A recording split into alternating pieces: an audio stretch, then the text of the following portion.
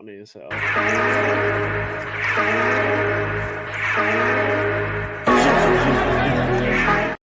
All right, wildcard weekend's over.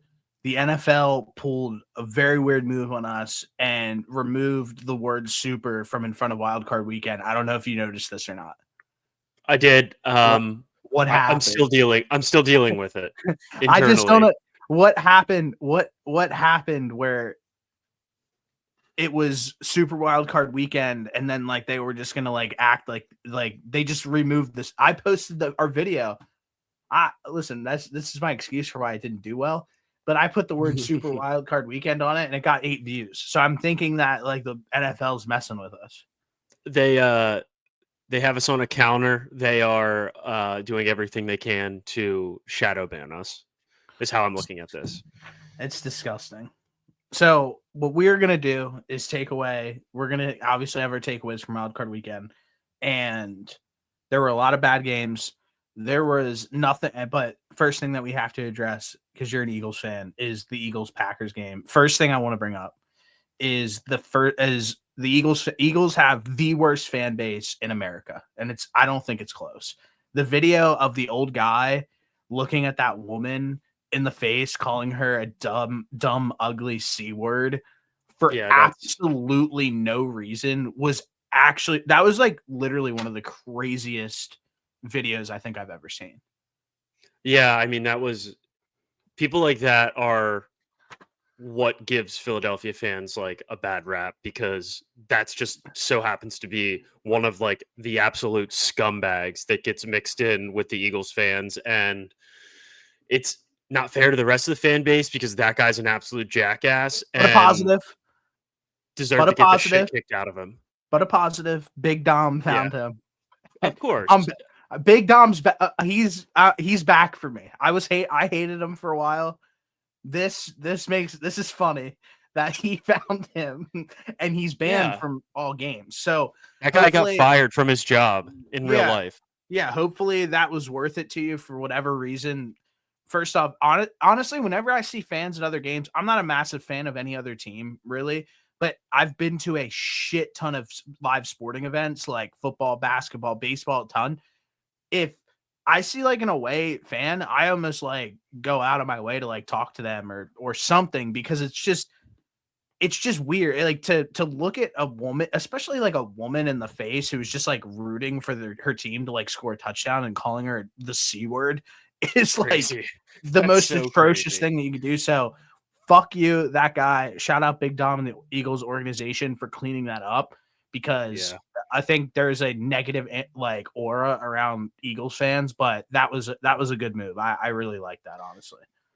Yeah, like I said, that guy deserved everything that he got. I wish somebody might have hit him with a knuckle sandwich or two. He definitely deserved that. But yeah, like I said, just a bad apple and a really bad representation of Eagles fans. I understand being passionate about your team, but you got to know where to draw the line. And that guy 1000% crossed that line. I think Big Dom did a good job identifying that guy and banning him from games moving forward. And then I believe they gave that woman like a gift basket of just like a bunch of different Packers gear, which was pretty nice of them too.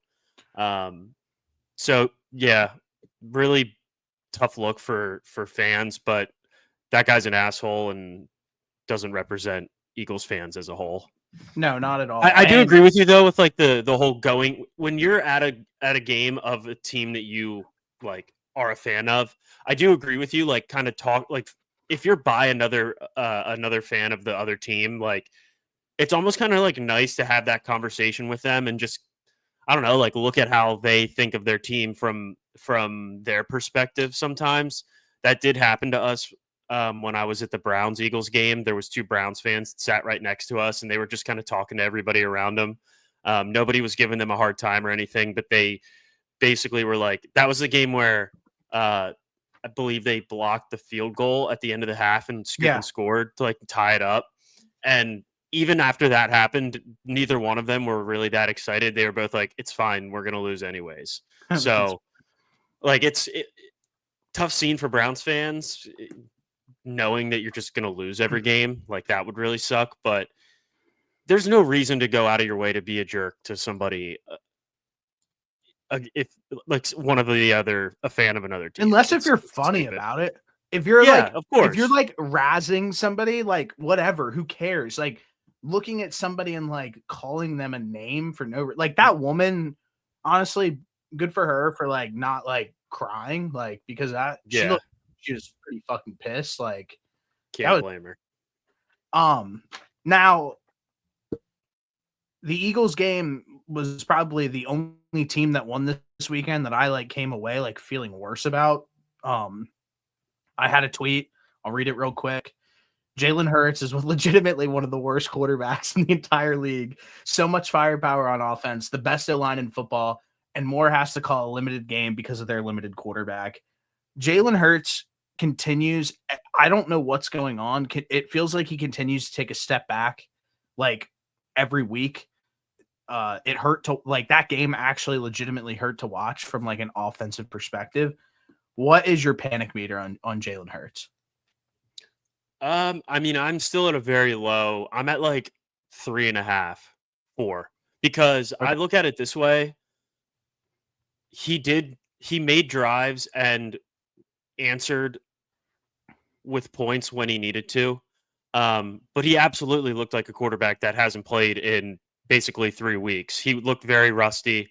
So I if he goes out there and looks like that against Well, why has he looked like that all season? it's a fair point. Just because Yeah, that's fair. Yeah. it's not like this is like an abnormal I, performance from him for the entire year. I'd say that performance last night or 2 nights ago, whenever that game was, is more on par to his overall performances like in general. I think he looked This I think he individual looked season. rustier and worse in this game for the most part than he typically did this whole season.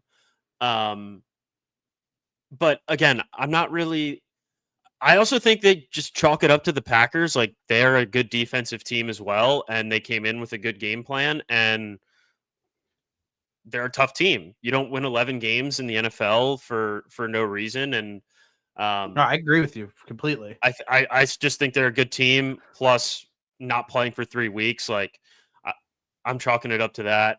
Um, I think I'm gonna push back on you though a little bit. Um, J- Jordan Love threw 3 interceptions. Should have been 4. You see, Chauncey Gardner yeah, Johnson dropped one, and then yep. obviously on the opening kickoff, they got smoked and fumbled the ball. So in a game where you get the ball right away, get up early on the scoreboard, have 3 turnovers, and your defense is playing really well, and for your offense to be so stagnant the entire time, it definitely hurts. I think we should have had a very different performance out of that Eagles football team the other day. Yeah, I mean this game should have if they were clicking on all cylinders on offense, this game should have realistically been 40-10. Mm-hmm. But Yeah, it should that's have not been. but that's not how it played out. But again, you win and advance. Like that's all that I really care about at this point. My worrisome meter is very low. Um, if he goes out there and looks like that next week, there's probably the concern level will raise. Uh, I don't know what the number will be, but it'll definitely go up because I do think there will be a game where, and it could very well be next week against the Rams. There will be a game where Jalen's going to have to lock in and make some big throws. That's usually how it goes on the way to winning a Super Bowl. And if they want to do that, he's going to have a game where he plays better, for sure, plays better than he did last week. There's no doubt about that. And do I think he can do it? Absolutely. I just hope that You're when that lying to moment comes, yourself. he's ready. No, I think he can. I think he can do it. I'm not. I believe in Jalen Hurts. He's gotten us to a Super Bowl before. Like obviously, it's different circumstances now, but I think when, like I said at the very beginning of this, every time that Green Bay went out and scored, it felt like he led them down the field and we got points out of that. So I think that's certainly a positive to look at, even though the overall quarterback Did he performance lead him wasn't down the field, or did Saquon lead him down the field? both. Because if He you really, he literally, responded with that touchdown to Dallas Goedert. Jalen Hurts' biggest play was Dallas Goedert being a freak. Yeah, but It seems like everybody loves to critique Jalen for not being able to play against the blitz, and he checked into that and made a great play, and that's how you answer to. That's how you who made answer. a better play, Jalen Hurts or Dallas Goedert? Dallas Goedert, no doubt, but you still got to get the football there. Thank You you. still got to change to the Thank right you. play. You Thank still you. got to recognize the Thank you. blitz. That's three of Thank the you. four pieces of this play is done by Jalen. Yeah, but I mean, ultimately, Dallas Goedert like, also definitely Dallas waited Goedert. a little bit so he could stiff arm that guy even more. But still, good play by him. You cut out. You take cut away out from the what did you say? Packers. I said good play by him. Yeah. The takeaway from the Packers, I think that everybody was so excited about the Packers, ourselves included, and I think that we're at a point now where they are like the youngest team by like collective age, like out of any team in the NFL. 5 years. And I think that really showed through this week, like pretty heavily. I think that Jordan Love played extremely bad. And what I hate to see, and we're gonna get into it when we talk about the Vikings a little bit as well. When these teams are down, like they were down by 7 a score, and on 1st and 10, they're like throwing deep shots. And I don't understand why you have a very dominant running back who Josh Jacobs probably made like the play of the game for them with that big run.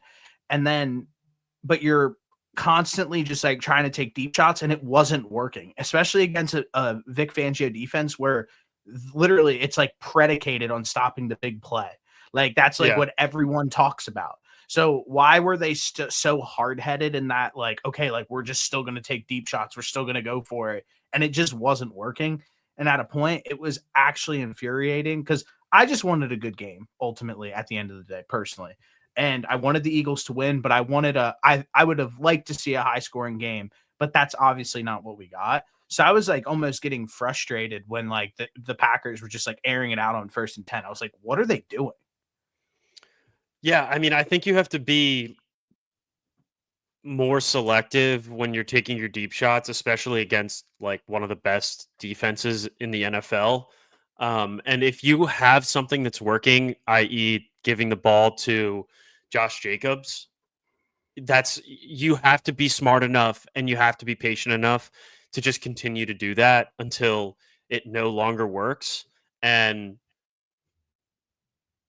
I just don't think that as a whole the Packers were patient enough to stick with what was working, and they constantly found themselves in 3rd and long. And although they did answer a lot of 3rd and long plays, they just were not able to really string it together. And having 3 interceptions just doesn't make things easier for an offense that was struggling to like get into a rhythm the entire day. Yeah, I'm right with you. That game was extremely frustrating, and I think Jordan Love needs a lot of work still. I know everybody is really high on him and they love him, and he's one of the good young quarterbacks in the league, but he clearly has a lot of work to do. Yeah, I think the Packers might actually be another year or 2 away from like how good they could really like potentially be. Just from a development standpoint, like you said earlier, they're one of the youngest teams in the NFL. Like they also got every single player got hurt on the Packers. It got bad towards the end. They lost Christian Watson to a torn ACL, and then their wide receivers literally started dropping like flies. It was crazy. And then their left or right guard at the very beginning of the game pretty much got hurt too, or maybe tackle, whatever. Offensive lineman got hurt, and they really struggled to block with his replacement throughout the rest of the game too. Nolan Smith had the best game of his career against that guy. Yeah, definitely. He looked good. All right, well, That's all I have for the Eagles. Are you good? Can we move Yes. on? Yep. The Houston Texans, we thought were dead, and they We come really out did. and absolutely throttled the Chargers, who everybody was really high on. We were high on them as well. And honestly, hats off to CJ Stroud. 2 years, 2 playoff wins. D'Amico Ryans has this team rolling. But I mean, ultimately, that defense, I don't think I've seen that defense look that good all season. And they were so hungry. And for a Chargers O line that everybody like loves to hype up and how great they are, they got absolutely just exposed. It was insane.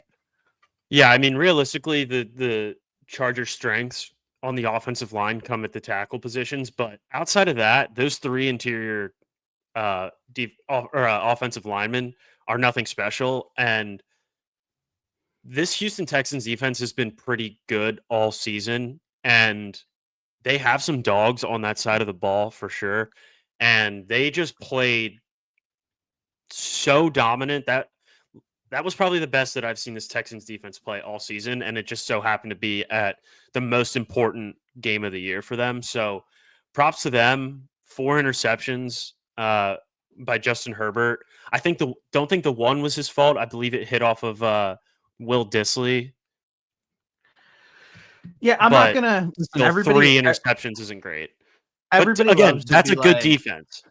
yeah, and that's a good defense. And also, like, people love to be like, people are Herbert defenders. Really, two of those picks weren't him. And then the last one where he was like taking a shot downfield, like just trying to make something happen at that point in the game. He obviously Right. got picked off again. I don't know if I'm really going to fault him and be like, damn, that's like such a boneheaded play or anything like that. It was just kind of how the cards were dealt that game. They were absolutely screwed.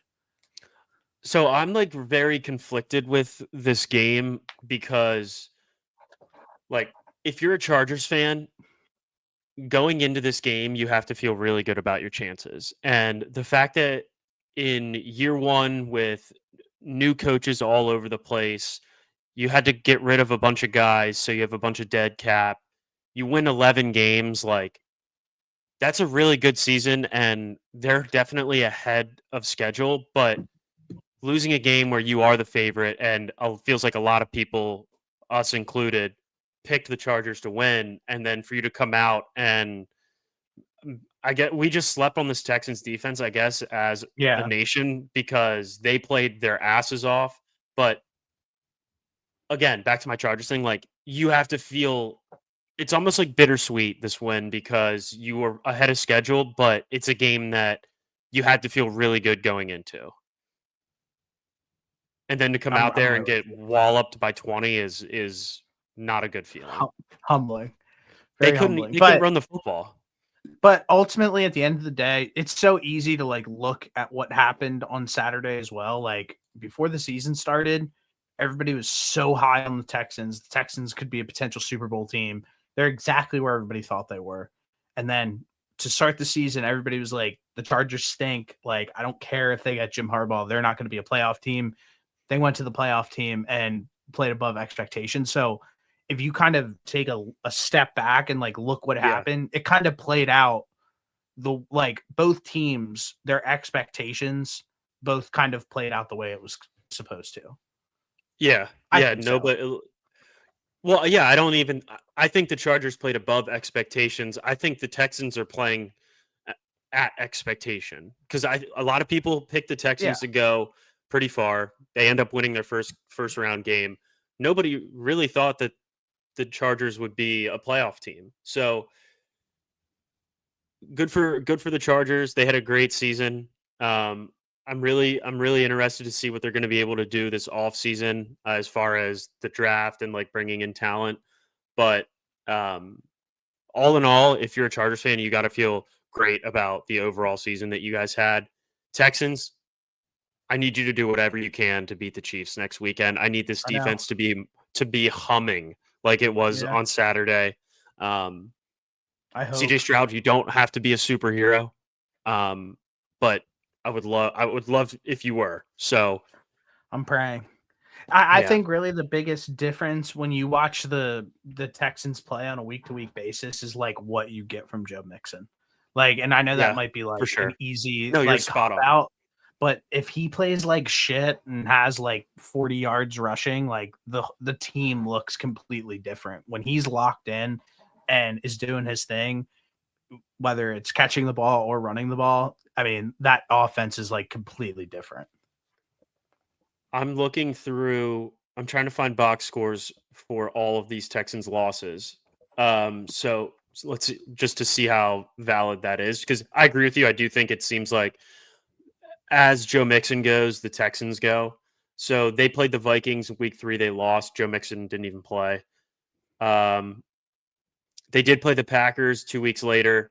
He had 25 carries for 115 and 2 touchdowns. They did lose by 2, but CJ Stroud had an absolute stinker. Played well against the Jets and lost that game. Not so well against the Lions and lost that game. I mean, end of the day, if you have a healthy running back in Joe Mixon, I feel like you have a more complete offense, and it really just helps CJ Stroud out. Like, they lost to the Titans and Joe Mixon had 14 carries for 22 yards. Like, you can't have that. No, never. That's like me running the football. So shout out the Texans, winning game. Shout out CJ Stroud. We thought you were dead. You're clearly not. So good job. So I do Uh, have one thing about this. I forget who said it. Maybe it was Bill Simmons. I don't know if you heard it, but I didn't they listen said this week. that I think it was from Friday, but this Texans team has like Bengals vibes to it the year that they snuck into the playoffs and made the Super Bowl. Just something to keep an eye on.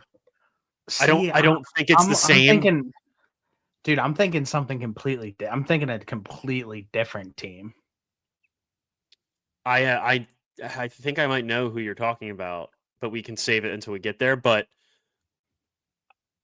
I I don't think that it will be the Texans. That's like the dark horse. I agree with you.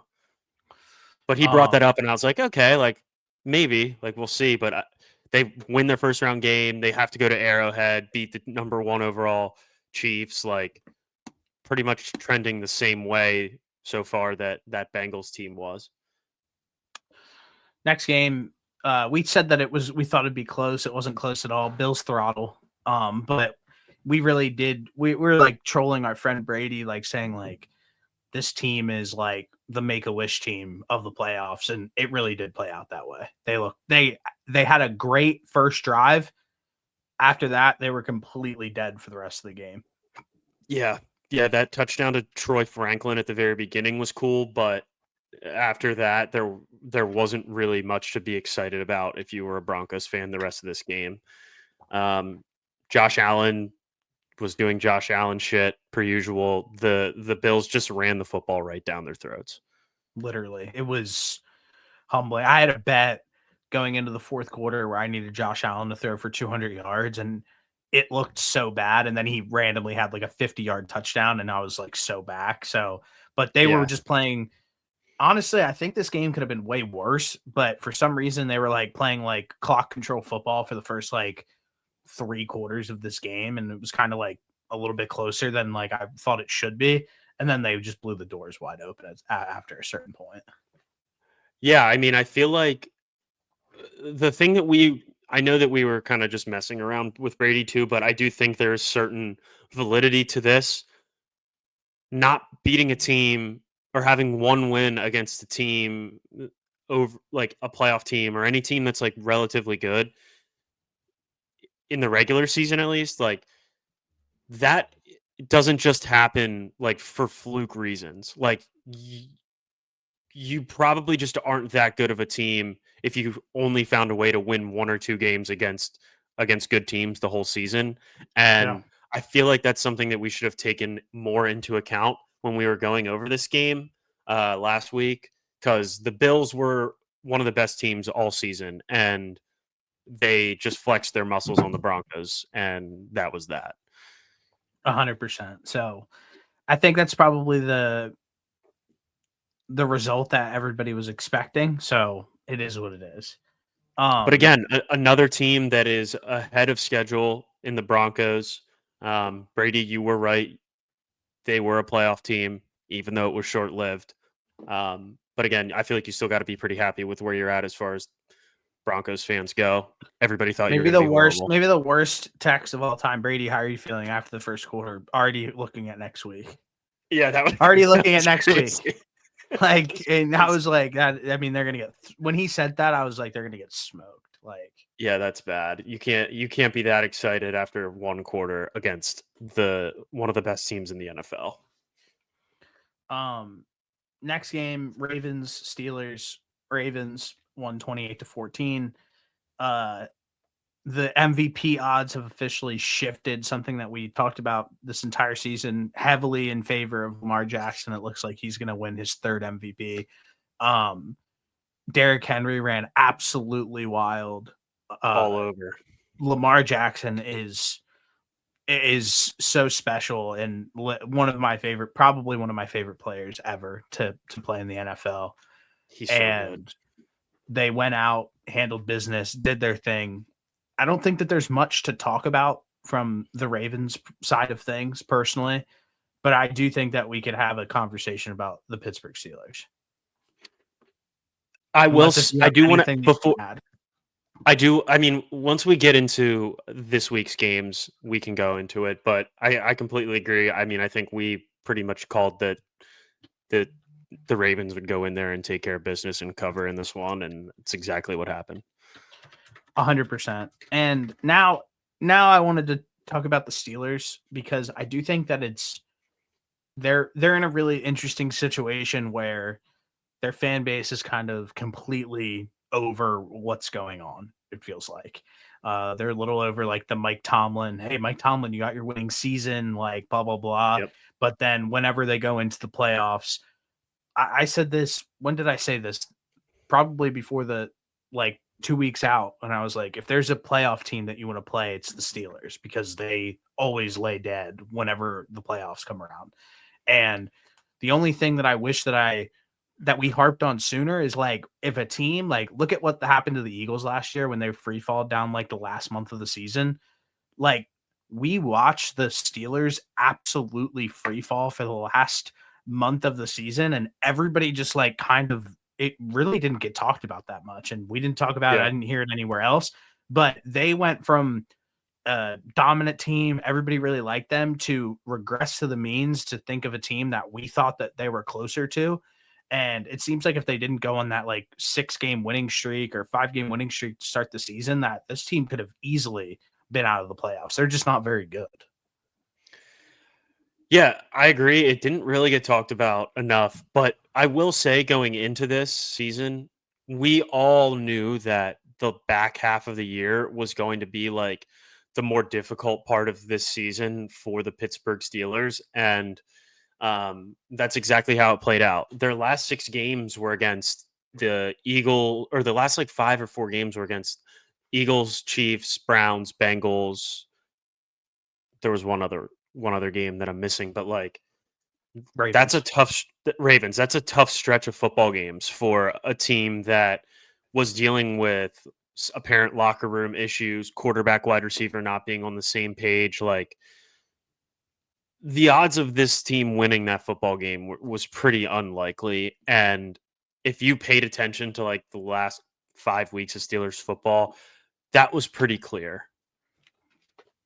I said this to the group because I was with a group of friends. I was like, and a few people there were like, I don't know, man. I think the Steelers might win. And I'm like, this literally might be our last chance to ever bet against Russell Wilson, and let's do it.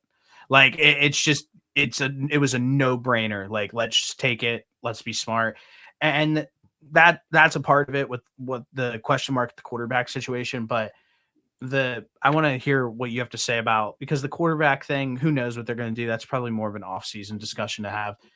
But the Steelers, let's talk about the coaching thing. They obviously already came out and said hey, we're not going to be firing Tomlin. Tomlin hasn't won a playoff game since 2016. I'm going to pull up the last time they won a Super Bowl. But at what point do these quote unquote above 500 seasons, these wild card playoff berths. Although like it's great for a fan base to have that, at what point is like enough, and that's not enough if you're an owner and you're like, I need more out of a coaching staff. And maybe Mike Tomlin's like message or whatever he has going on there has become like a little stale, and he's able to get a team to a certain point, but he's clearly not able to get a team over the hump in any way, shape, or form. They haven't won since 2016. I think enough was enough probably the year that I want to say it was 2020. That was probably the period where I would have been like, okay, we're getting these 500 seasons, but like, look at the build of our team. Look at how our roster is set up. Like, we don't have a quarterback that is going to lead us into the foreseeable future. Like, if you continue to stick with Tomlin, you're going to continue to get these stopgap and bridge quarterbacks because you're just going to end up sitting like at 500 for the season, for every season until he's out of there. So you're going to be sitting in a tough situation from a quarterback perspective because you're pretty much going to be left with the options of, do we need to trade for somebody? We have to either trade up and use draft capital when there are other things that we need to address, the offensive line, the wide receiver room. I mean, obviously the quarterback position, but like that draft capital can be spent elsewhere.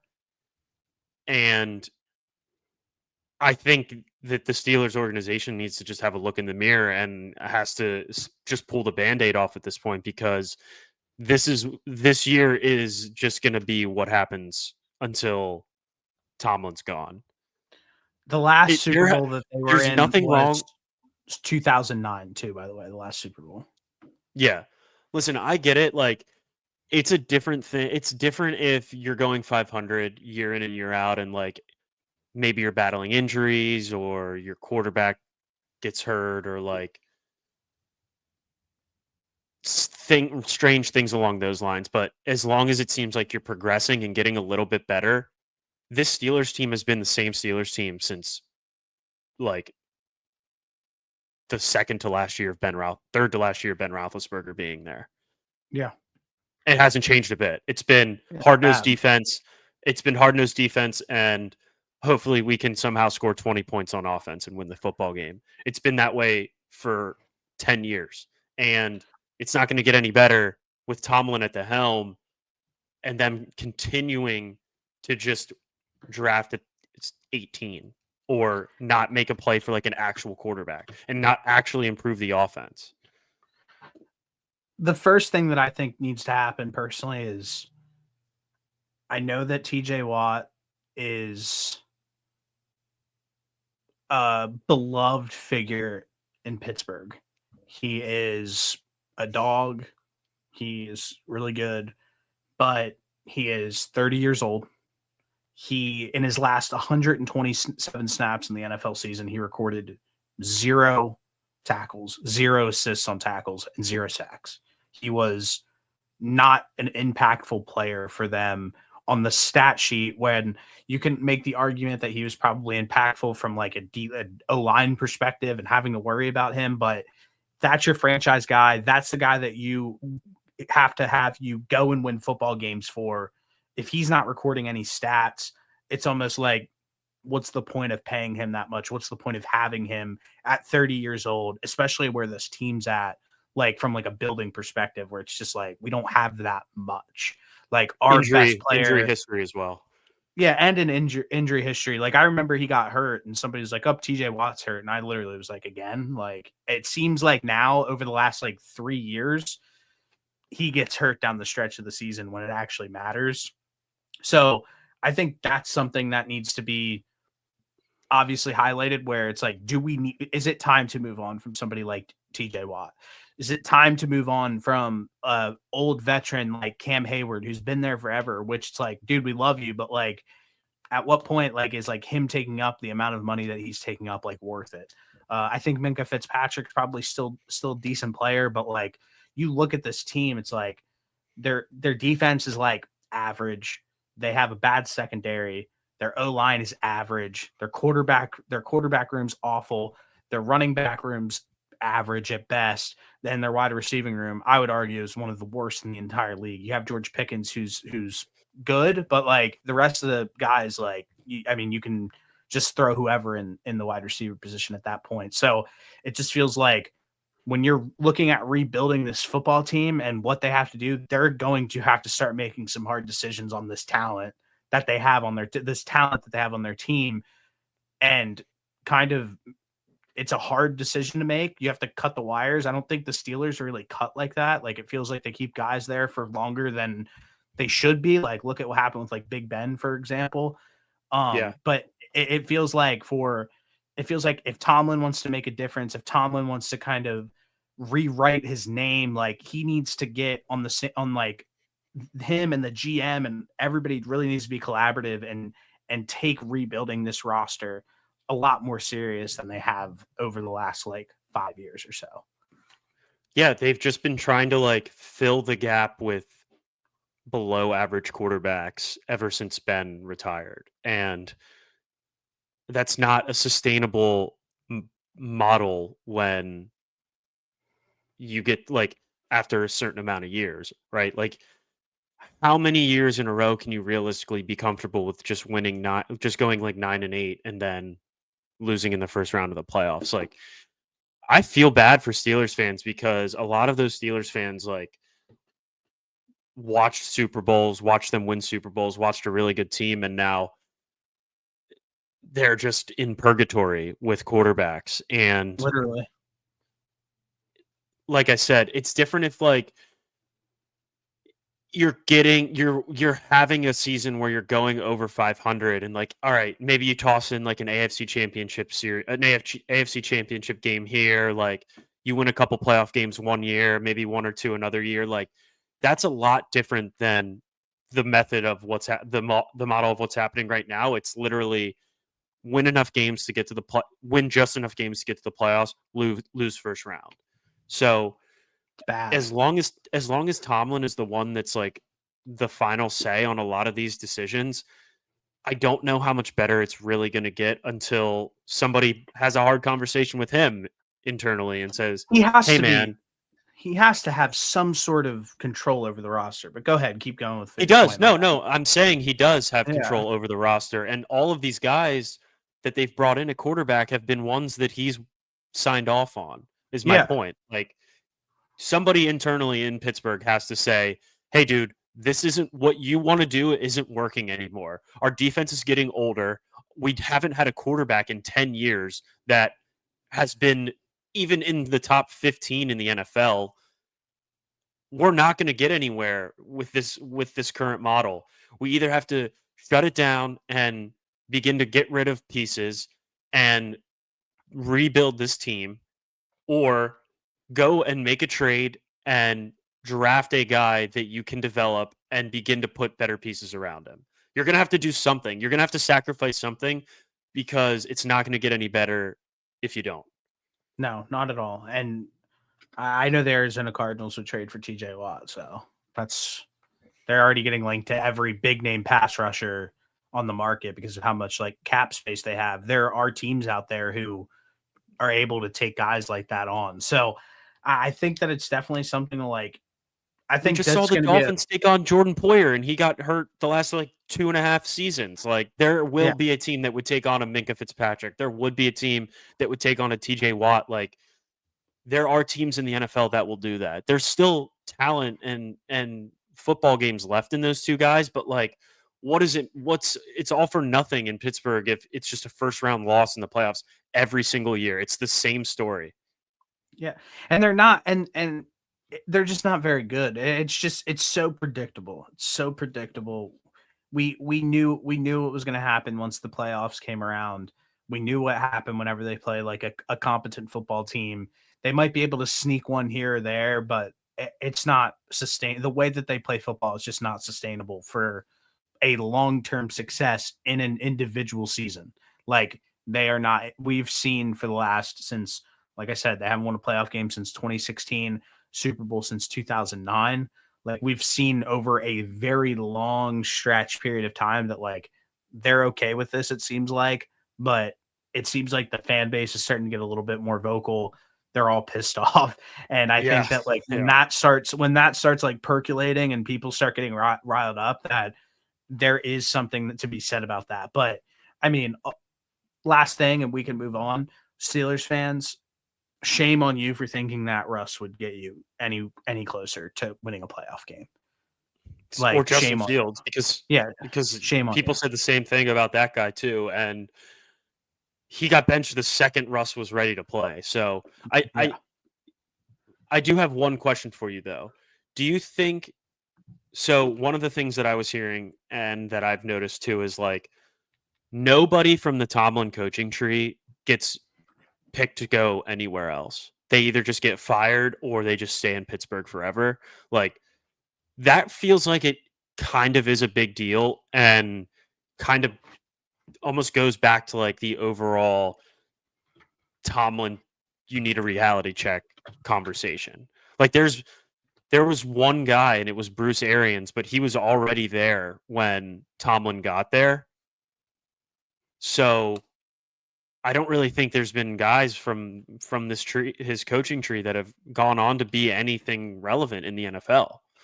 Yeah, I just looked up. Terrell Austin was a defensive coordinator for the Pittsburgh Steelers. He has not yet become a head coach. Randy Fitcher.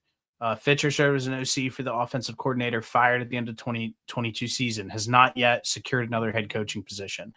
Harold Goodwin, assistant head coach, run game coordinator for the Tampa Bay Bucks after his time with the Steelers. He left Pittsburgh in 2011. He's not a head coach.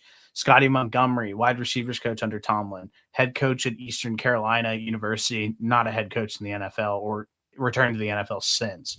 And then obviously, like you said, like Bruce Arians, and that speaks for itself. But yeah, I mean, I've never thought of it. I don't know anybody under like the Tomlin coaching tree, like per No. se. But yeah, I'm right with you. That probably matters as well, at least a little bit. Yeah, I feel like if you're one of the top coaches in the NFL, like your coordinators are constantly getting picked to interview and or be head coaches elsewhere. You know, Like Matt Canada is not going anywhere. Matt Canada isn't even does he even coach anymore? Is he coaching in Canada? He's the O line coach at Cedar Cliff. No, just playing. No, I have no clue. But yeah, I mean, I think that's a really good point, and I would like to see the Steelers make a change because I mean, obviously, it just makes things more interesting. But like, it's just such a slippery slope because it's like that sustained success when you look at all of the franchises across the NFL. Like a lot of franchises would like kill to be in the position that the Steelers were in every single season. But see, I will push back on that point because yes, it's tough to make it to the playoffs in the NFL, but like if you're an automatic first round exit every single year pretty much, is that fun? no, probably not.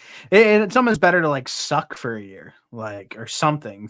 Like suck for a year, get new people in the building, whatever. Like I don't know. I would rather suck. I would like at this point for the Steelers, like you just like I think Jersey Jerry said it. It's just like, can we just suck for a season and take a shot at like a top 5 quarterback?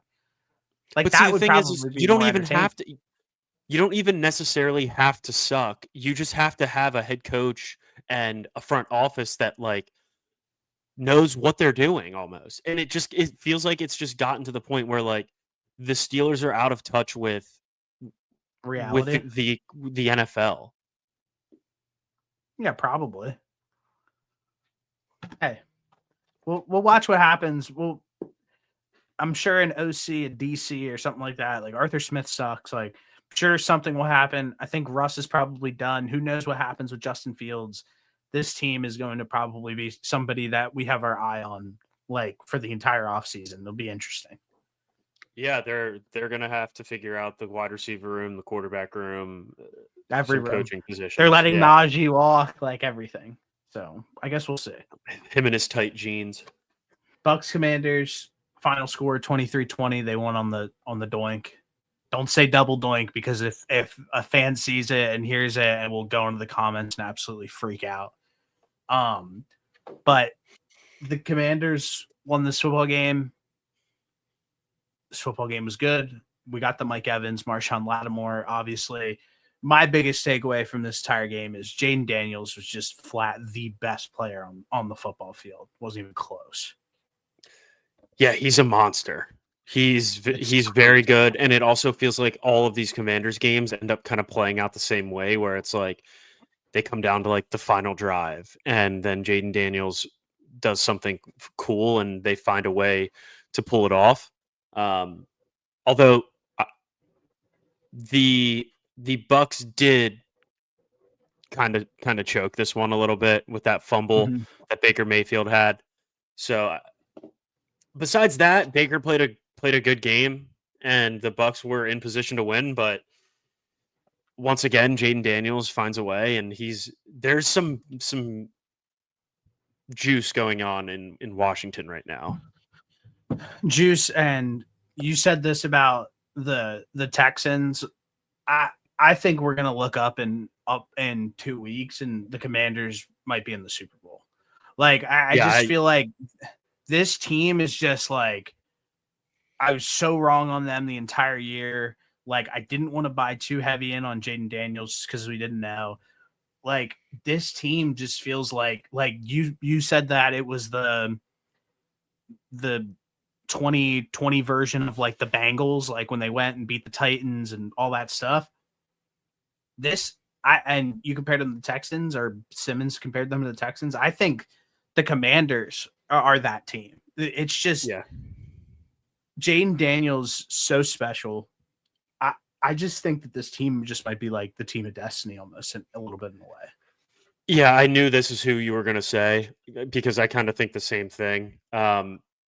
They're looking very scary, and they just find ways to win football games week in and week out. Jaden Daniels has been phenomenal this season, and for him to be playing this way, I mean, in his first playoff game, was very impressive. 268 yards, 2 touchdowns, 13 carries, 36 yards, and like he just seemed very calm and collected for a rookie playing in their first playoff game on the road. He just seems like he just seems like the total package. He's just Lamar. He is literally Lamar Jackson. Like, we're just seeing like a Lamar Jackson clone in a way. I forget. Somebody said the other day that he is Lamar Jackson and Patrick Mahomes. Was that Stephen A. Smith? It might have been. Like, literally, like the funniest thing ever. I don't have much to talk about this game other than like I said, I just think that they're like the team of destiny in a way. Like, I think that, like I said, I would not be shocked if we looked up and the Commanders were playing in the Super Bowl. And it's weird. I think that we were just like off on like the timelines a little bit, because we like the Adam Peters hire. We like that we talked about this last year. We're like, it's kind of cool that they're like hiring like Bob Myers to conduct like a head coaching interview and all this stuff, like bringing Magic Johnson, like bringing winners within that organization and letting them have a say, who've done it at the highest level, who've won a bunch of championships, and kind of bringing that like DNA to the franchise. We liked that whole part of it. We just thought that the roster wasn't good enough, like ultimately at the end of the day, but it is. It's just like, how does a team who like Sam Howell got sacked like 56 times or something last year, it was like the most in the NFL, and now this year their O-line's like amazing and they didn't do much to it. So it's just like the complete turnaround of culture from the coaching staff, the quarterback, the front office. And like we saw it with the Texans last year, how getting CJ Stroud in the building and D'Amico Ryans ultimately bolstered them to a new height. We're watching the exact same thing happen with the Washington Commanders, where having Dan Quinn as a head coach and Jaden Daniels come in as well. And obviously I'm going to throw Cliff Kingsbury in there too as an offensive play caller. And like Bobby Slowick with the Texans bolstered you into like a different conversation, and they're one of the best teams in the NFL. Yeah, I saw the Cliff Kingsbury post-game presser about that one some guy, one of the reporters was asking him if he wanted a head coaching job, and I thought he had a pretty good answer. It was basically like, yeah, but I'm not really focused on that right now. Like, I love what I'm at, uh, where I'm at, what I'm doing. I like this. I love this team. Like, I'm really enjoying everything that we're accomplishing right now, and I feel like this was a really good, basically like reset to me to like find my love for football again. So like I thought that was a really good answer from him. Because I last week or something like that, I asked you about him potentially getting another head coaching job, but and I do see that happening at some point down the road, but I do think that he ends up just hanging out in Washington for a few years just to Even one more year. lock it back in. Yeah. Yeah. But I did want to say this. It's crazy seeing Jaden Daniels now because he's obviously been phenomenal and he won a Heisman at LSU. How bad was that LSU defense? Because Jaden Daniels just looks like fucking incredible. And then the two wide receivers that he had in Brian Thomas Jr. and Malik Neighbors also had really, really good rookie seasons. Normally, if you can put and LSU always is pretty solid on the offensive line. Like that defense at LSU must have just been horrible because if you're looking at Historically it, bad. yeah, if you're looking at it and you have those three guys on a college team, like that should have been equivalent to like almost the Joe Burrow LSU season. Yeah, for sure. For sure. And they had two tackles. They had two first round tackles on that team too. They were ridiculous. I'm with you. That's crazy. They had three losses. Did suck. That defense three did losses. Suck, Jaden Daniels had 40 touchdowns and 4 picks, and they didn't even they won 10 games. Yeah. That's crazy. Jaden Daniels also, like, if you remember how that season went, he was like slow at first. And then he just put up like something 6 touchdowns a game. Yeah, and then something clicked in his brain and he was just like ridiculous for the rest of the year. Yeah, that was wild. Last game was the one last night was Rams versus Vikings. The Rams stomped them 27-9. And the Vikings, of course, I made a video talking about how great they were. And I was we were the last people to buy into Sam Darnold. We were hesitant the entire season. I finally do it. And then they go 2 straight weeks and lay an egg. Something outrageous that I was looking at was the only teams that they lost to this season were the Lions and the Rams. They lost to the Rams twice and the Lions twice. On 12/29/2024, so like 15 days ago, Sam Darnold 33 for 43, 377 yards, 3 touchdowns. They go to lose to the Lions, and then they go to lose to the Rams in the wild card, where they put up 9 points in each game. It went from what's the future? You got to pay Sam Darnold. What do you do with JJ McCarthy? To it feels like who knows what Sam Darnold's future is in the NFL at this point. Has anyone ever lost themselves $100 million contract in 15 days? I don't think we've ever seen it happen. That was, yeah. I mean, that's about as unfortunate as it gets. You play your ass off all season, and realistically, Sam Darnold played like one of the best quarterbacks in the NFL this season and was slated for a huge payday. And the last 3 weeks of the year, it just all came crumbling down. And 2 weeks. 2 weeks. It all came crumbling down. Dude, you said 2, and I thought you were saying "ooh," and I was like, "Wait, what am I missing? Is there a bug on your screen?" No, 2. Like 2 the weeks. last 12/29/2024. He absolutely balled. Like this is the where's the tweet at that I had that I'm about to pull up. But go ahead, keep going. Well, no, yeah, I was gonna say the last 2 weeks of the season, it just completely unravel, and now the Vikings. I think the Vikings have an easy choice of moving on to their next quarterback in JJ McCarthy, but I do think someone will still pay Sam Darnold. I don't think it's going to be nearly the amount of money that he was slated to get prior to this game. Absolutely not. Let me put this down here. This is the video. Oh. No! Yeah. Like this is 2 weeks ago. That's crazy. No! It just seemed like It just seemed like pains me to watch. It just seemed like Sammy Darnold was on top of the world playing such great football, and it came crashing down so quick. And I mean, first and foremost, shout out to the Rams defense. I mean, they had 9 sacks in this game. They were absolutely buzzing. They were a problem. Like, that was definitely a part of it, but it's just absolutely crazy with the talent that the Vikings have on the field that, like, Jordan Addison was kept pretty quiet. Justin Jefferson was kept pretty quiet. Like, if you can take those 2 guys away, which we both think that they're extremely, like, Justin Jefferson's the best. And I think there's an argument made that Jordan Addison would probably be a 1 on some teams. Like, when you take both those guys away and make them look average and just absolutely harass Sam Darnold, I mean, they didn't have a snowball's chance in hell. No, they didn't. And I mean, credit, like you said, credit to the Rams. They had a phenomenal game plan. And once it was right before that 57-yard fumble return, I'm pretty sure.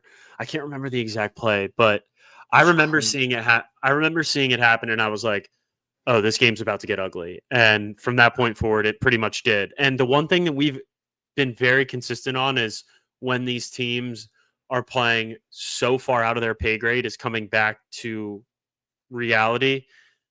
It just so happened that Sam Darnold came back to reality at the worst possible time in the season, because that version of Sam Darnold last night is who he's been his entire NFL career. Aside from 1 year. I'm upset about it. Sam Darnold, I hope that you still play somewhere. You had a great year. He's going to look so good in Pittsburgh. Yeah, maybe. They're going to pay him so much money, and he's going to just be 25 for 40, 245, 1 tutty, 1 interception, week in and week out.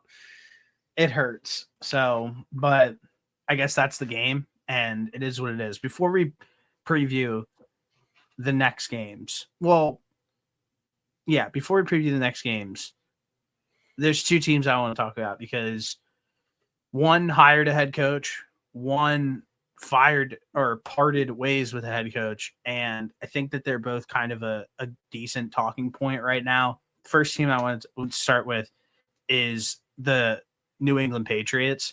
New England Patriots hired Mike Vrabel as their head coach after firing Gerard Mayo after year 1, which we already covered on, I forget when, but we covered this already. What are your initial feelings on Mike Vrabel being the head coach for the New England Patriots? I think a lot of New England Patriots fans are excited. I think that Mike Vrabel is a very similar head coach to like Dan Campbell, but less like, I'll bite your kneecaps off of you. I really need to see who they bring in as their offensive coordinator, because I feel like a lot of things, the one thing that I'm very, very hesitant on is how will Mike Vrabel be able to develop Drake May as a quarterback. I think that Drake May has an incredibly high ceiling, and I don't know if Vrabel will necessarily be the best fit to develop Drake May to the highest degree that I think he can play at. So I want to see who they bring in to fill out the rest of this coaching staff before like I really solidify how I feel. But I guess just like my first initial reaction is like, the Patriots got their guy. Yeah, they got their guy. It was the right move. It's exactly what they needed to do. They righted their wrongs, in my opinion. They know that they messed up. They made the change. They went and got the guy who they should have had the entire time all along. But you had, in my personal opinion, maybe one of your worst opinion takes of all time, and I want you to I'll stand say on it. why you're waiting on the whatever, however you think it should get played out or whatever. Well, is it going to be Josh McDaniel as the OC? What is your reasoning? Why does it matter if Josh McDaniels is the OC? I think I'm hesitant on him because he had the best quarterback to play the game as his quarterback his entire career that he was good, and then when he left, it wasn't great. The rest of his coaching career was not great from the moment Tom Brady was gone. I think that we can both agree that the quarterbacks who he had outside of Tom Brady all stink. Can we agree on that? I do agree, but my pushback to that is like, if you're that good of an offensive coordinator, like, I need you to put it together with those guys. That Mac Jones was a playoff quarterback at one point. Was he there the following season? No, he took the Raiders job. That's when he took the Raiders job. Okay. Yeah. My one, I think that's ridiculous. Two, he's a 6-time Super Bowl champion, which that's nothing. I don't care who's the coach. I don't care who's the quarterback, like blah, blah, blah. Being a 6-time Super Bowl champion matters in some way, shape, or form. Next. It does. I agree with you there. It certainly matters. Don't you think that the opportunity to work and mold, like Josh McDaniels played a role in also making Tom Brady the greatest quarterback of all time? It wasn't Tom Brady only. The coaching staff also plays a part in making that happen.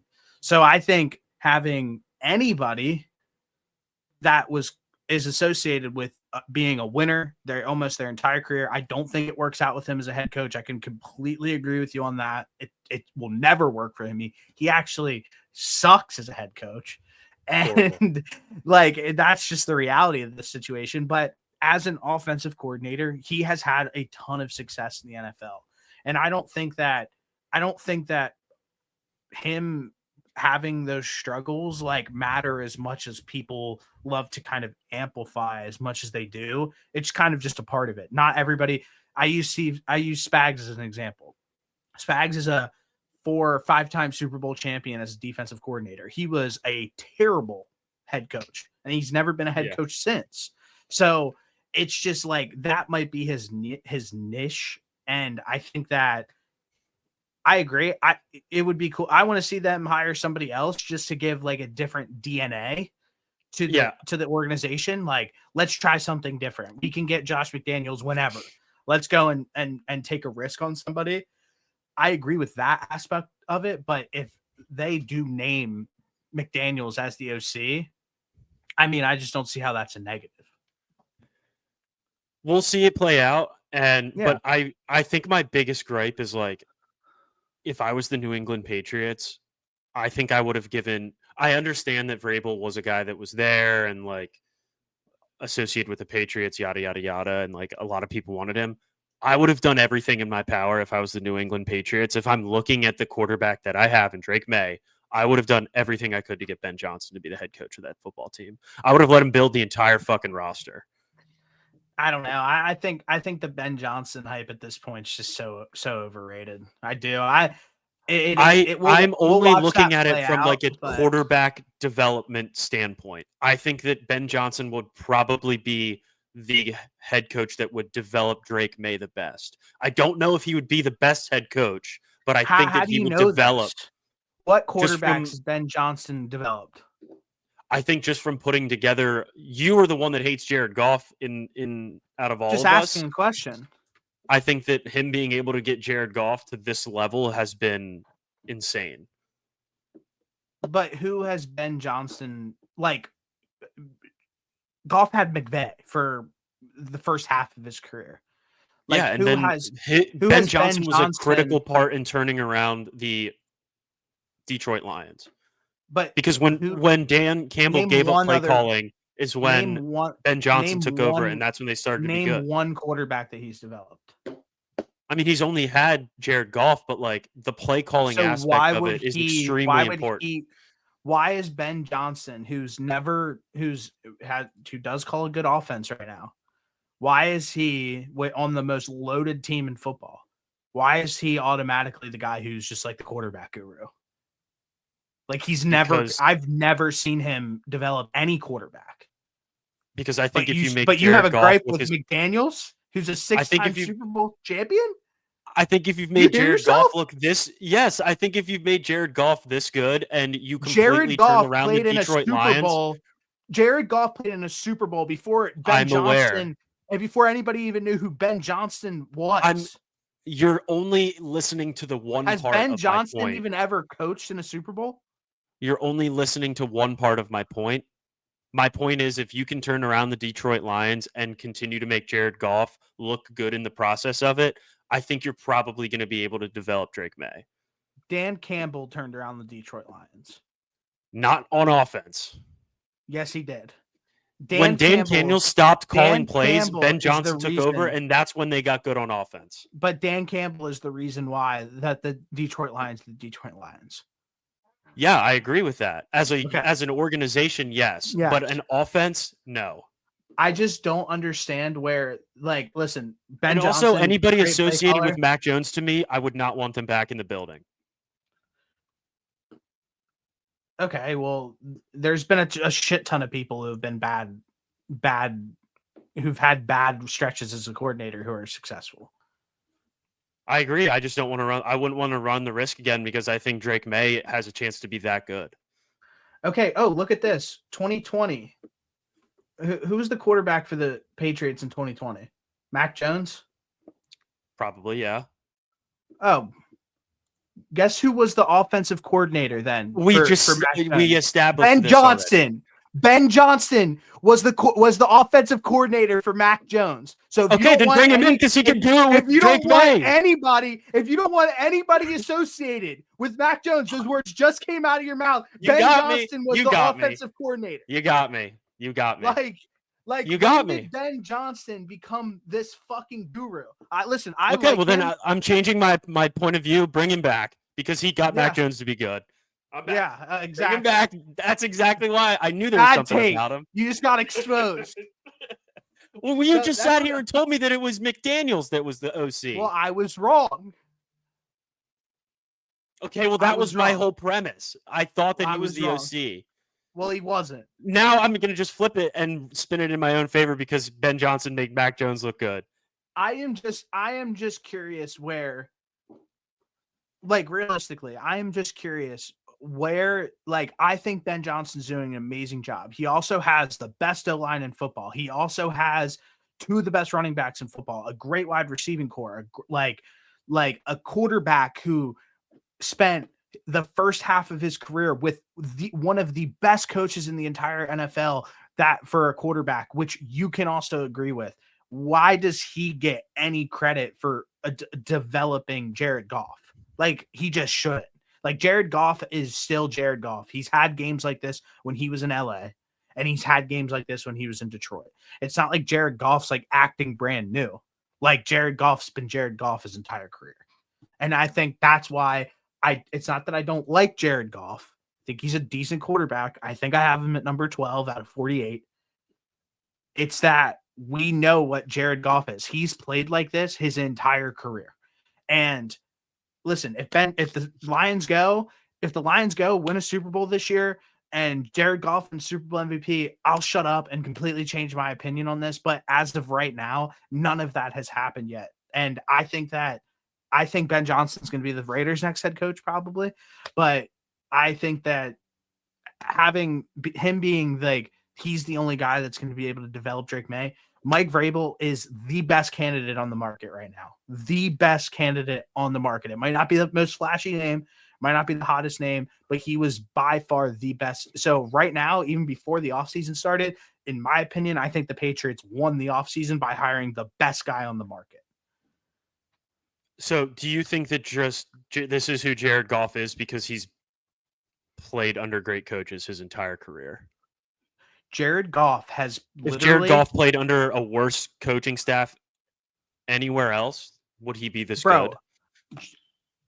I have never, like, all jokes aside, he had one season under Jeff Fisher where they sucked. Have you ever seen a quarterback in a better situation than Jared Goff? Like, he No, literally I'm went, I'm agreeing with you. yeah, I'm just saying, like, there's definitely a worse version of Jared Goff that exists in an alternate universe because he doesn't get to play under Sean McVay and Ben Johnson as his head yeah. coaches. So, like, I'm saying that I think that these two coaching staffs, McVay and Ben Johnson, have just done a great job of making Jared Goff look good. I think that Ben Johnson can do that same thing with a much more talented Drake May. Is my point. Yeah, but the talent across the board in LA and in with the Lions Is is definitely better, insane. 100%. He's played with Well, Todd hold on. Gurley, Aaron Aren't Donald. the Patriots getting AJ Brown? We will get to that. We will get to that. You think it's a joke? I actually do think they'll get T. Higgins. No, they're getting AJ Brown. Either that or I'll let you know a name right now that nobody's talking about. Chris Godwin. Chris Godwin. I hope so. I hope he comes back and can play. Like, he will be able to play. That'd be great. I want him to play. He's fine. I love Chris Godwin. But yeah, I don't even know what we're talking about anymore. So let's move on. No, the other coach is Mike McCarthy. Yeah. Now, Cowboys have parted ways with Mike McCarthy. And I said this in the last episode. I kind of thought it was going to happen. I thought it was done. And then they said, like, no. And I was like, wait, what? And then they came out again and were like, yeah, we're parting ways. I don't know what was the back and forth was about. They just wasted so much time. Mike McCarthy's a great head coach. He's won a Super Bowl. He's wins a ton of games in the regular season every single year. I think that's fair to say, right? And I found it to be shocking, honestly, a little bit that they moved on from him in Dallas in a season where it was a throwaway. Like, the only person to blame, they lost their starting quarterback. That, and the only person to blame for what happened with the Dallas Cowboys this season is like Jerry Jones, like fucking around with the contracts all off season just to like still pay everyone. Like having like these like shit. Yeah, like having these like weird moments in the media all off season just to like turn around and pay everybody. It was just like CD Lamb missing like all of like preseason and all that stuff. And then obviously like Dak gets hurt this year. I just felt like I don't know whose fault it was. Like, it wasn't Mike McCarthy's fault. So I think getting rid of him was interesting. The names that I've heard that the Dallas Cowboys are looking at are puzzling. I saw Jason Witten is like a hot name, like one of the top candidates. And then like, obviously like we've all seen the Deion Sanders stuff. If they fire McCarthy and hire Jason Witten or Deion Sanders, it's time. Jerry needs to go. Jerry needs to go because that is the craziest thing of all. That would be the craziest move of all time. I don't even understand. Where is Jason Witten even coaching? I have no idea. Do you want me to check? That would make. I just tried to Google it right here. Also, another one was Kellen Moore, and like, why would they let Kellen Moore go for 3 years, and then just like now offer him to be the head coach? Like, that doesn't really make much sense to me either. I don't know. But it's pretty much been Kellen Moore, Jason Witten, and Deion Sanders are like the three guys that I've seen tossed around. He is the head coach for Liberty Christian Texas, which is high school, a private prep school, college prep school. Well, that's quite the jump. That's Antonio Pierce vibes, if I've ever seen it. That would be brutal. That'd be bad. That'd be all-time bad if this happens. And I also think the Deion Sanders move is just strictly because Jerry wants the biggest and the brightest stars in Dallas. I think Deion is meant to be a college football coach. I think it will end very, very poorly if he goes to Dallas, and because automatically what what gets associated with him is Shadur coming along. And in order for that to happen, he would have to fall to them at like 14 in the draft. And there's certainly other needs that the Cowboys have besides a rookie quarterback. I don't know. I have no clue. I hope Dion has the self-awareness, which I don't think he does. And I hope that they don't do this. So it is what it is. This is obviously something we're going to keep a microscope over because it'll be a very bizarre situation. It's also massive implications for you because you get to, like, if the Cowboys do something stupid, the Eagles are probably going to win the division with Tanner McKee as the quarterback for the next decade. So it is what it is at that point. Well, not so fast because if Jaden Daniels keeps on this career path, like it's going to be a battle. That's true. That's very true as well.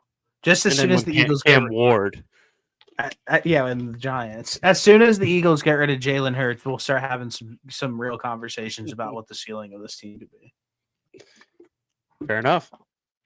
All right, playoff weekend continues. The first game on the slate is Saturday at 4:30. Houston Texans at the Kansas City Chiefs. Right now, the Chiefs are 8.5-point favorites at home.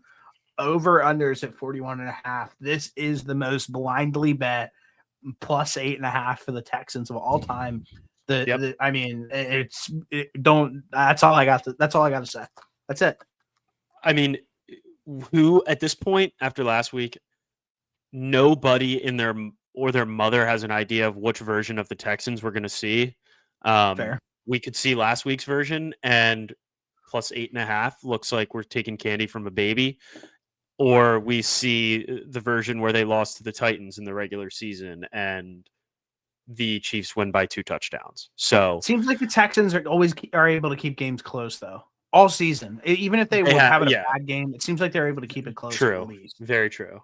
Yeah, I mean, I'm right there with you. I also refuse to bet on the Chiefs because I want them to get blasted into the sun. So I'm taking the Texans plus the points. Texans only play at 4:30 in the playoff. Hey, that's their slot. So must be nice. Next game, Washington Commanders at the Detroit Lions. The Lions are 9.5-point favorites. This is another situation where it seems like blindly bet the Commanders at 9.5. Over-under sits at 55.5. They're expecting to be a high-scoring game. Before I get into this, I do have a theory about the NFC North. NFC North, Lions went 15-2. The Vikings went 14-3. The Packers went 11-6. We obviously watched it play out in the wild card weekend where the Packers should have gotten blown out. Like, let's just call it what it is. And then the Vikings legitimately got blown out. I think that the plus 400 money line right here, I think that this is a nuclear missile whale play for me personally. I am probably going to put a decent amount of money on the Commanders at plus 400 money line. I'm going to take it probably today before it moves or anything like that. This is disrespectful. I think that the theory that I'm bringing to the table is these teams have played at a high level the entire season. They've beat up on each other like crazy. We've highlighted all of the Lions injuries. I know Demon's going to play or whatever that is, whatever that means. I think that these teams have beat up on each other all season, have played in a ton of big games. I just think this is a big letdown spot for the Detroit Lions. We are literally watching the NFC North fall out one by one. And I think after this weekend, the Commanders are going to knock that final team out and get that win. I mean, I'm not as ballsy to take the money line, but I do like the Commanders plus 10 here. I just think that what we've seen from Jaden Daniels and from this Commanders team, like, again, they bring it down to like the last possession of the game is what it feels like. So in order for that to happen, they got to be within 10. So I do like that number. I saw multiple lines today for the Lions touchdown scores, and there was like 4 of them that were all minus money, which is kind of wild. Jahmyr Gibbs is minus 420.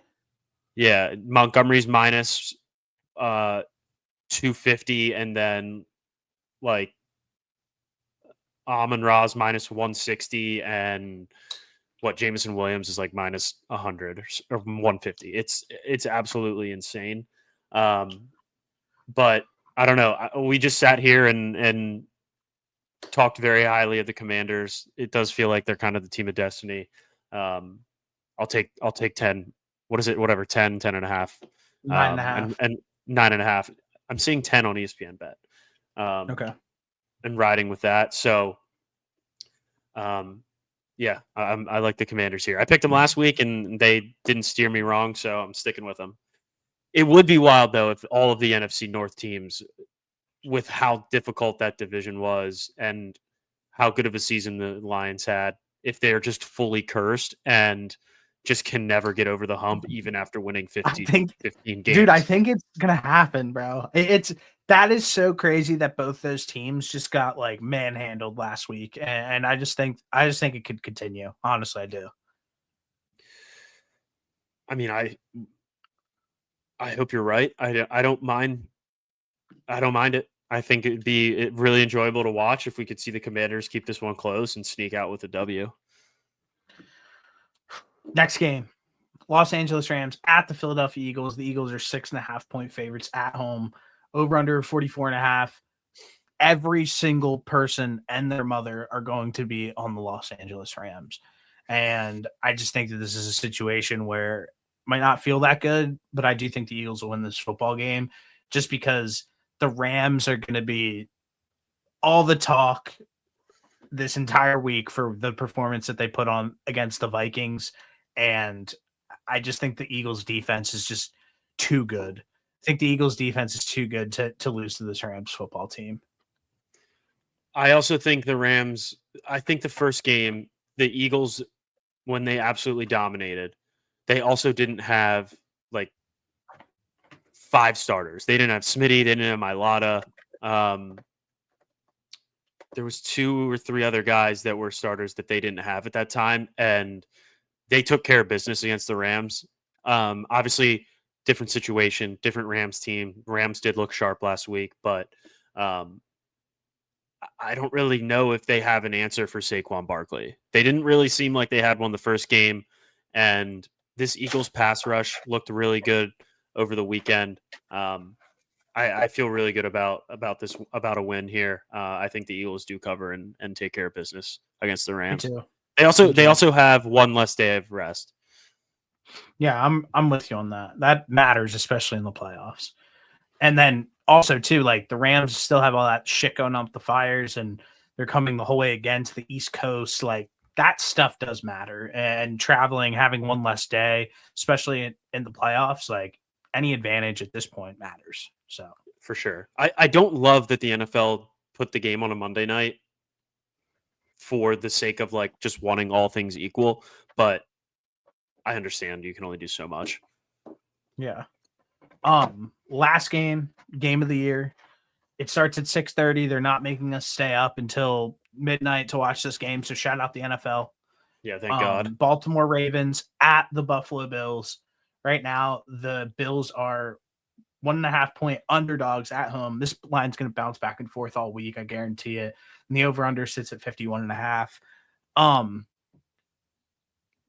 My personal takeaway, I think the Ravens are going to win the Super Bowl this year. So that's really where I stand with this entire situation. First matchup between these two teams this year. Hold on here. Let me look ugly. at the final score. It was definitely ugly. The final score of that game was Ravens won 35. Yep. Ravens won 35-10, handled business, beat up on them. The Ravens, if you watched last week, they're just rounding into form better week after week after week with their running game. I think Zay Flowers might play this week. I know that he was like questionable, and I know that he definitely missed last week in preparation for going against the Bills. But I don't know. I just think that this is my team this year. I want to see Lamar win a Super Bowl, and I think that they go into Buffalo and take care of business. I think if you go across the board, I think that their line's better. I think that the quarterback is arguably better, depending on which side of the fence that you sit on. The running back's better. I think the wide receiving core is equal. If Zay Flowers plays, I think that I think Ravens the tight is end better. room, I think the tight end room for the Ravens and Zay Flowers is just better. Yeah. And then on defense across the board, I just think that they just have a better unit. So I'm just looking at that. I'm looking at the eye test, and I think that they just go in and take care of business. It's going to be close though. I know that the MVP is a regular season award, but say Josh Allen does go out and ball, could he win the MVP this week? I don't think so. I think it's wrapped up. I think You think? the odds jump indicated what was going to happen. That odds jump happened before the games happened on this past weekend. I just think that is the betting is it officially closed? You can't bet on the MVP. Yeah, it's closed. Okay, then I'm right there. Then I congrats Lamar Jackson, because I know that he was voted AP All-Pro first team quarterback, and that's pretty much what sealed the deal because those are the same people I'm pretty sure that vote on the MVP. So if those guys all had him as first team AP All-Pro, then that pretty much he's so good. Pretty much rounds it up. He's so good. It's crazy. He had a great year. Josh Allen had a great season. They both had crazy good years. I mean, Lamar's just playing at such an elite level. Him and Derrick Henry feel like almost an unstoppable force at this point. There's part of me though that feels like Josh Allen might do some Superman shit, and the Bills might win this, and the Bills win this one. They could. They also couldn't. They also couldn't.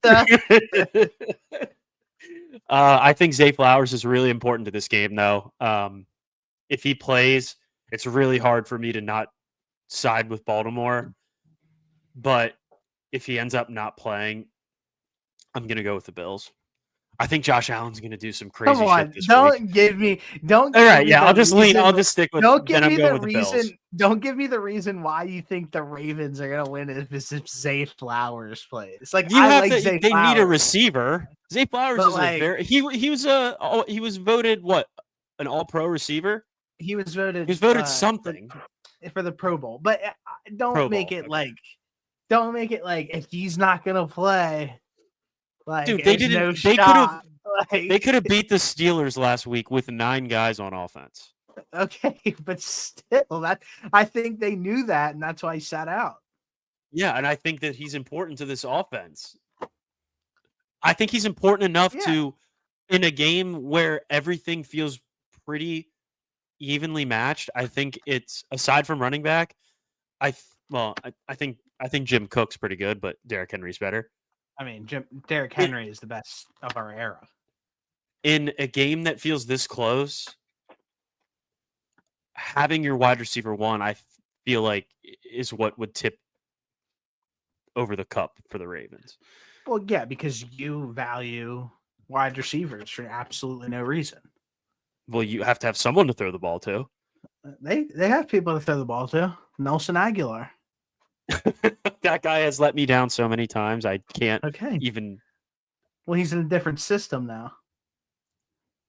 Yeah, his ass is on the bench. Whatever, dude. Listen, I just think that he belongs in. I'm picking the Bills, though. Okay, that's fine. I just think that isn't saying that that's the reason why they're gonna win or lose because of Zay Flowers is just a little. It happened last year. That's why they lost last year. Well, because he fumbled. Now his ass won't be on the field to fumble. Yep, it might be. Well, I guess we'll see. We're fucked. If he plays, they're going to lose. If he doesn't play, they'll win. All right, fair. We'll keep it at that. All right, well, that's all I have personally. Great episode. I just had a care package dropped off in the middle of the show, and I went to pee. You see what I got? Cut out. I said I got a care package dropped off in the middle of the show. Are you going to do an unboxing? No, I'm going to keep these bad boys sealed up. Is it just the ones that you... Is this just the ones that you sent us from when you were in New York? Different. Okay. All right. Well, What cards are they? Send me. I want to see a picture of them. These are like yeah, I will. I'm gonna you'll like these actually. You collected Pokemon as like a kid, right? Yeah, when I was a young bull. All right, well, yeah, I'm gonna send you the visual set list of this, and it's the shit hits like a motherfucker. All right, word. There's $1,000 card in these packs right now. Okay. Like, Prove it. They're hot. Well, I'm not gonna open it. I'm just gonna keep them sealed.